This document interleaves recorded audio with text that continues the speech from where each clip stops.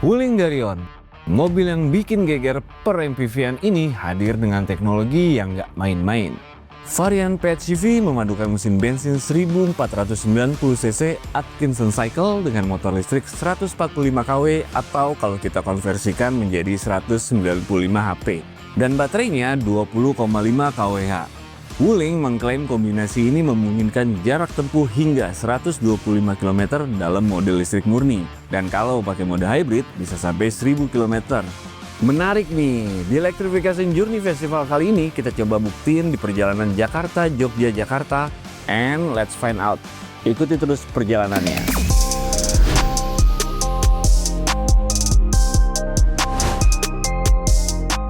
Jadi sebenarnya keunggulan PHEV dibandingkan mobil EV itu apa sih Om?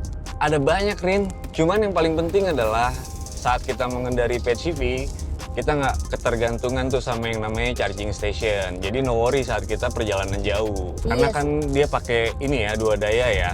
Dari motor listriknya plus dari mesin bensinnya. By the way ini masih pakai mode EV kan Om? Yes, benar. Jadi kita masih berkendara menggunakan mode EV murni. Nah, itu salah satu kelebihan si PHEV juga tuh, Rin. Jadi kita masih tetap bisa ngerasain sensasi berkendara layaknya mobil listrik. Iya, iya. Nah, ini range-nya juga cukup jauh, Rin.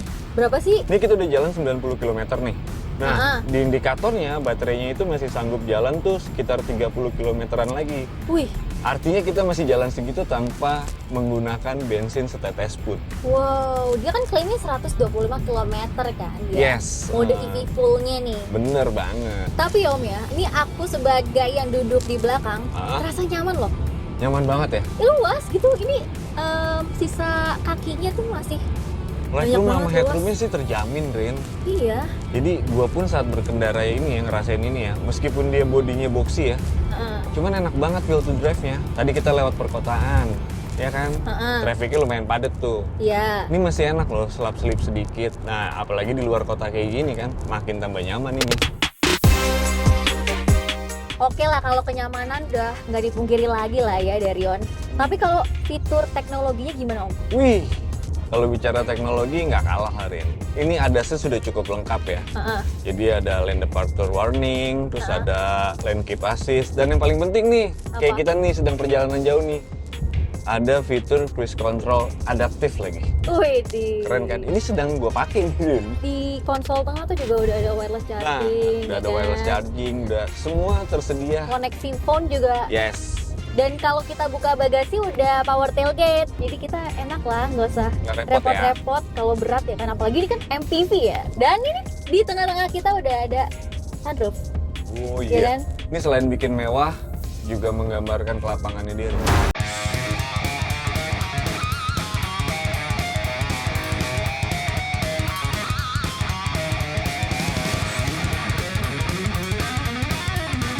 Nah, sekarang kita mau sarapan dulu. Kita sudah ada di rest area 102 Cipali.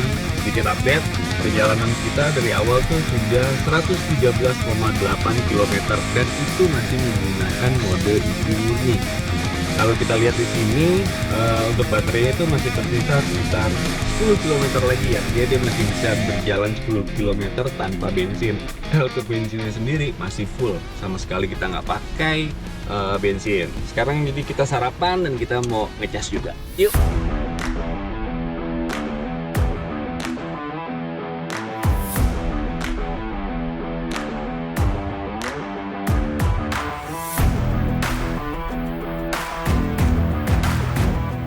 Nih baterai kita udah habis ya, Rin ya. Jadi switching langsung dia ke mode hybrid nih.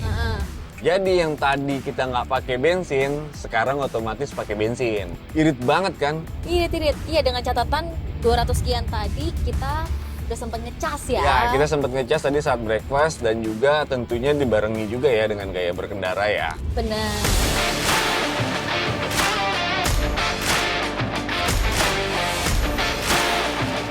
Nah sekarang kan kita ini lagi di Tol Semarang ya. Kita udah jalan berapa kilometer nih Om? Kita sudah menempuh jarak tuh 468,8 kilometer. Okay.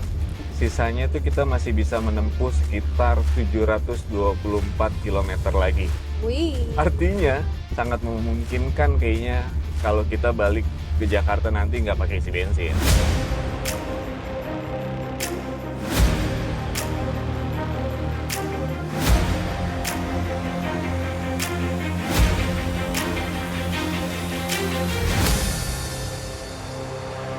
Akhirnya kita sampai Yogyakarta nih guys. Gua akan sedikit update hasil perjalanan kita, udah gue fotoin tadi. Total perjalanan dari Jakarta itu 570,4 km.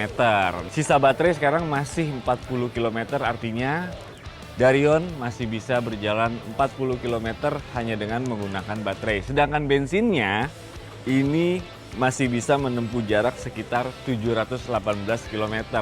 Artinya optimis banget bisa bakal sampai Jakarta lagi tanpa ngisi bensin nih.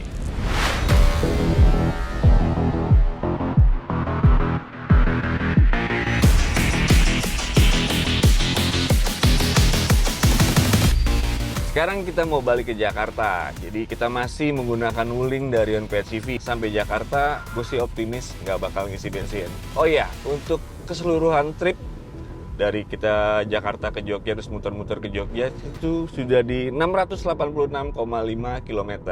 Kita lihat hasil akhirnya gimana nanti ya.